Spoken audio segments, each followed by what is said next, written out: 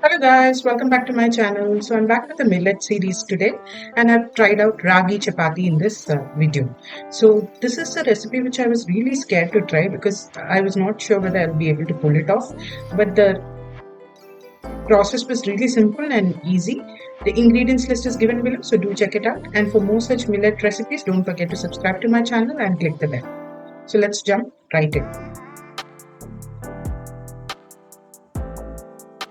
So I've kept some water to boil, about 3/4 cup of water. I'm going to add some salt and oil to this and let it come to a rolling boil. Try to use a non-stick pan because it becomes easier to make this. So now the water has come to a rolling boil. Let's add the ragi flour to this. That's about 1/2 cup of ragi flour.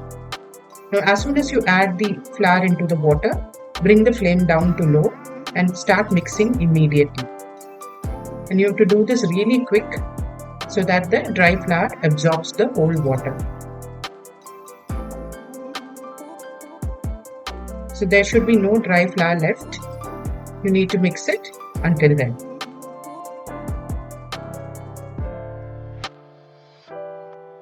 Now you can see the whole flour has come together.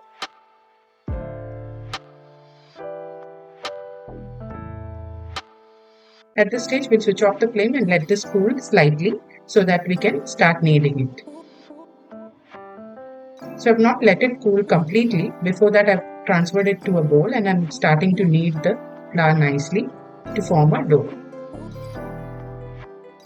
You can add a little bit of oil once it comes together to make it soft and smooth.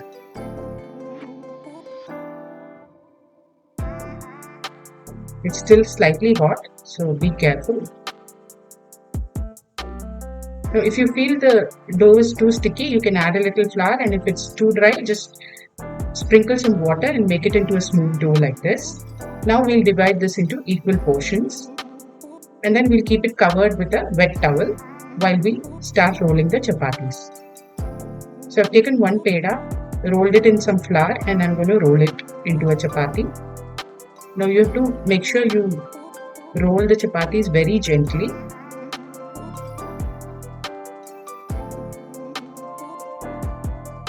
So I'm going to roll it nicely like that.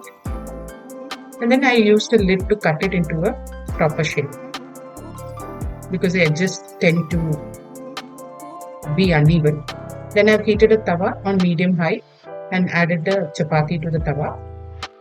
I'm doing 2 at a time because the tawa is big. I'm going to flip this and cook it like any normal chapati.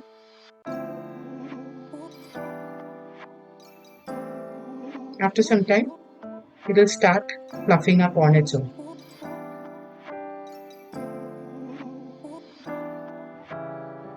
You can see the chapati has started fluffing on its own. Once done from both sides, you can just apply some ghee and use it to have with any curry of your choice.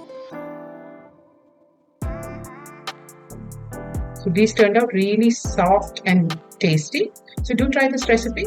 Have it with any gravy of your choice and let me know in the comment section how it turned out. I'll be back with more such recipes, so do check out my channel. Until then, bye-bye.